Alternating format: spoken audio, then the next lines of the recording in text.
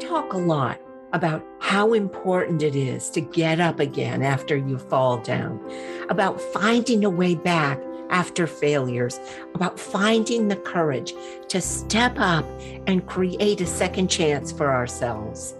Maybe you can relate to this because I bet you've had some disappointments, some setbacks, losses in your life. Maybe things did not go your way. Maybe you have been discouraged beyond belief. Well, me too. And today I'm going to do something a little different.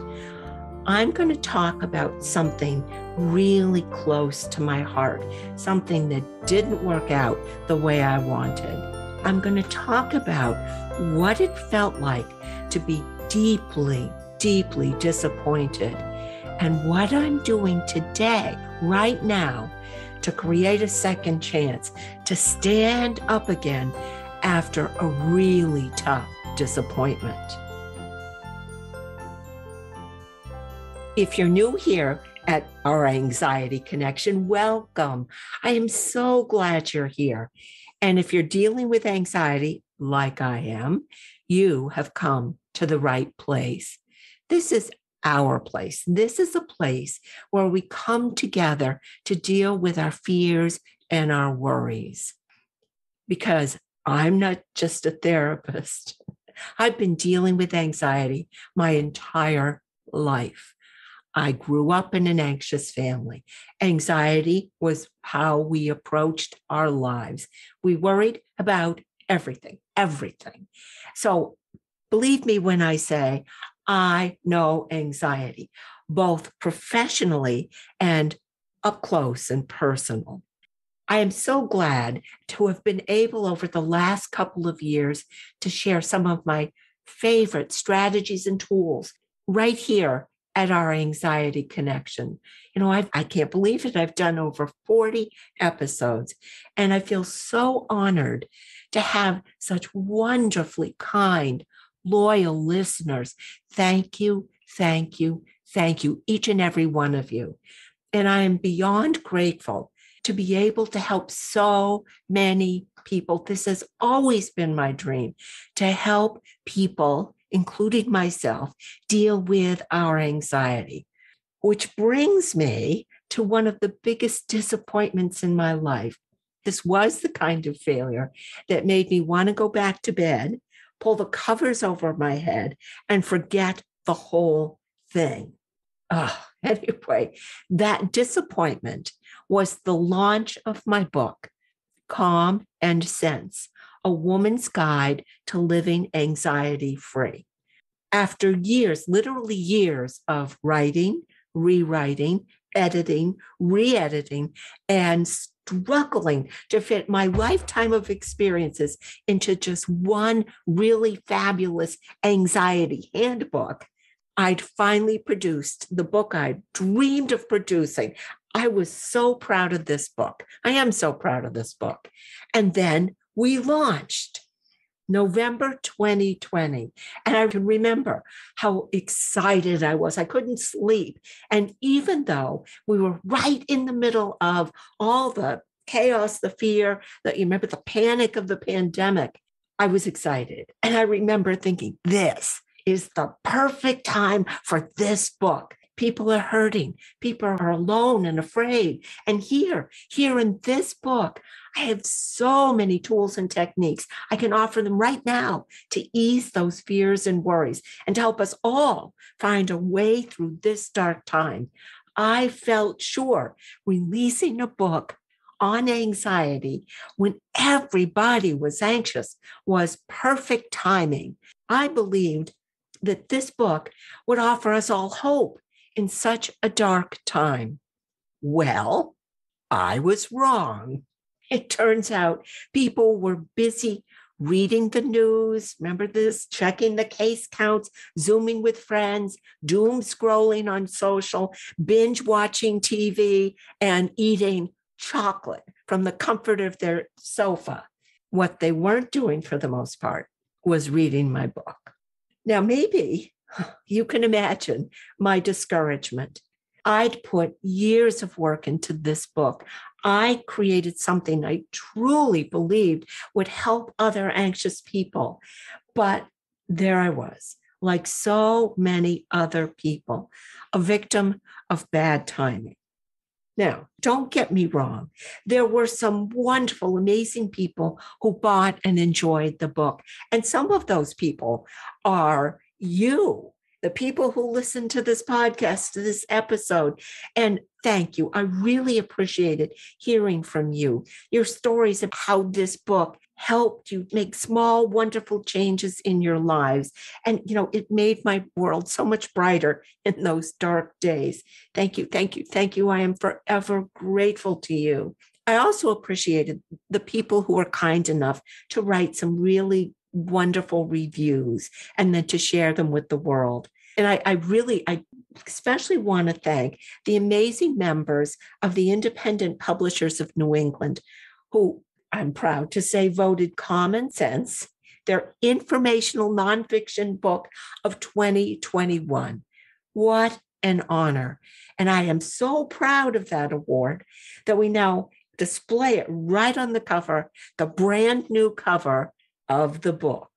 And speaking of a new cover, a new start, and creating our own second chances, I am excited and not a little bit nervous to announce we're relaunching Calm and Sense this spring.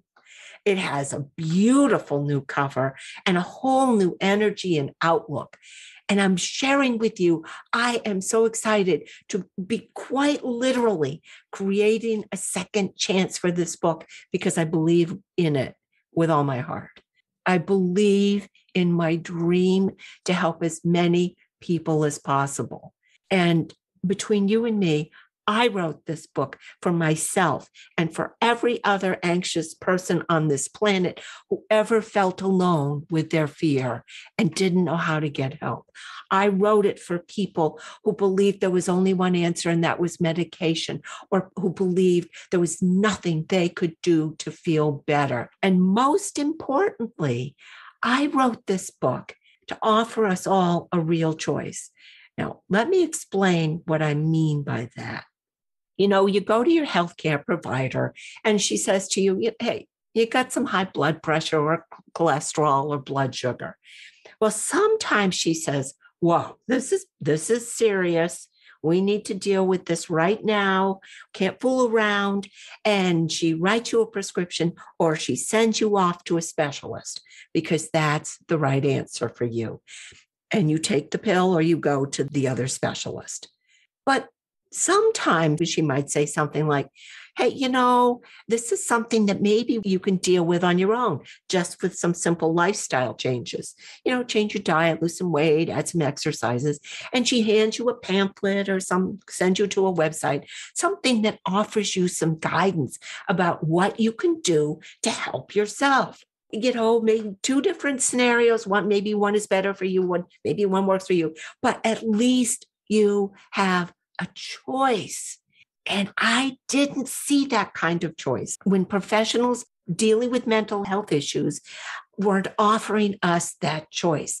In my experience, when clients were telling their healthcare providers, their doctors, their nurses, that they're suffering from anxiety, afraid to leave their home, they can't sleep, whatever symptoms, those healthcare providers simply refer them to a mental health professional, or they were taking out their prescription pads and writing. There was no choice. It's one or the other. And now let me be very clear. I don't think this is the fault of our healthcare professionals at all. I love and respect doctors and nurses. The work they do is amazing. This is not their fault. It's this system that doesn't allow us time to address really any health issue, but especially our mental health concerns. And it's certainly not their fault that they don't have a way to offer their patients or clients a choice. They don't have a lot of time. But I realized the solution to this lack of choice was pretty simple. We need to offer a choice. And for me, the choice was a book that our healthcare professionals could hand to their client and say, hey, let's see if we can do something with your lifestyle. Here are some simple, effective ways that you can make some changes with or without medication. Because look, if medication is the right answer for you, that's fabulous. But maybe using some of these tools in this book along with the medication might make your treatment even more effective. That's how I imagined this. This is a book that will give us all a choice. Now, let me say this book is not the answer to everything. It is simply information that allows you to make that choice, to put yourself more in charge of your mental health care. And so I wrote Common Sense to offer you, to offer us a way to empower us to take a bigger role in our mental health care, to be smarter about how and when we get care. I know it's tough for people to kind of decide when to get some help, how to get some help. I wanted to lay out a path for people if you want to have professional help to get it. I wanted to offer a way, all sorts of ways for us to be able to deal with our fears on our own. Because I'm a practical, no-nonsense girl. I wanted this book to be a practical, no-nonsense approach to healing our fears. I wanted it to be easy to read and easy to use. No big, long words. So I designed this book to be just that. You can read it straight through cover to cover, or you can pick it up and turn to the section that you need in that moment. You get to use this book any way that works for you. Again, you have a choice. The book is divided into 4 major sections: name it, claim it, reframe it, and tame it. Anyway, in Name Your Anxiety, we begin by defining anxiety, what it is, what it looks like, how it works, and how it impacts our lives. In Claim Your Anxiety, we take a closer look at your anxiety, because anxiety looks different for all of us. Your anxiety is unique to you, and so will be your healing process. And so in Claim Your Anxiety, we work together to find the best place for you to start your own unique healing process. In Reframe Your Anxiety, we discuss the power of your thoughts and how to interrupt those loops of negative thinking, how to change some of those destructive thought patterns. And finally, in Tame Your Anxiety, we offer a toolkit just full of all sorts of strategies and techniques for taming your fears and easing your stress. Things like breathing, yoga, acupressure, even tips on what to eat and drink to calm your anxiety. All right, here is what's great about this. You can't do this wrong. You just can't. If something doesn't work for you, stop doing it. Try something else. Do things twice. Do things every day. Change them so they work for you. Do this in a way that works best for you. Again, a choice. There are no rules here, just guidelines. Because as I said, your anxiety is unique to you. You need to find what works for you. And it means your path to feeling better is going to be unique to you as well. So this is about our working together to find a healing plan, the healing plan that's right for you. This is about doing and seeing things differently. Look, no more punishing yourself by setting impossible goals. No more berating yourself for not being braver or better. And no more self-abuse for any reason whatsoever. No more. You are great and perfect just the way you are. And this is a new start. Now, maybe you're saying, Wendy, I've tried to address my anxiety before and it hasn't worked for me. And I would say back to you, what if you gave yourself a second chance? Because you and I both know you have what it takes to make some healthy choices in your life. And that's what we're talking about here, healthy choices. And this time, you can have a playbook to show you your path. This time, you have a guide to walk you step by step through the process. So I invite you to give Common Sense a try. You can find the book anywhere finer books are sold, on Amazon, of course, Barnes and Noble, and in many local bookstores across the country. And it's also available in an inexpensive ebook version as well. For more information, you can go to my website at wendyleeds.com/book, and I left a link in the show notes for your convenience. Thanks in advance for your support and for sharing this with your friends and loved ones who could use some help right now too. The way I look at this is that we're all in this together.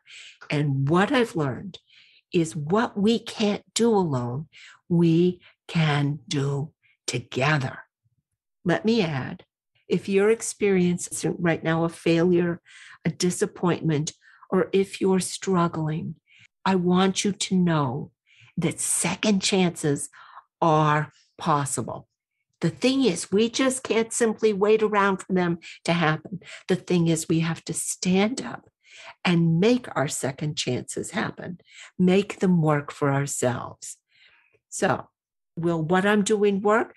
I hope so. I don't know. But I have to try, and I hope you will too. Please know I will be rooting for you. We can do this together.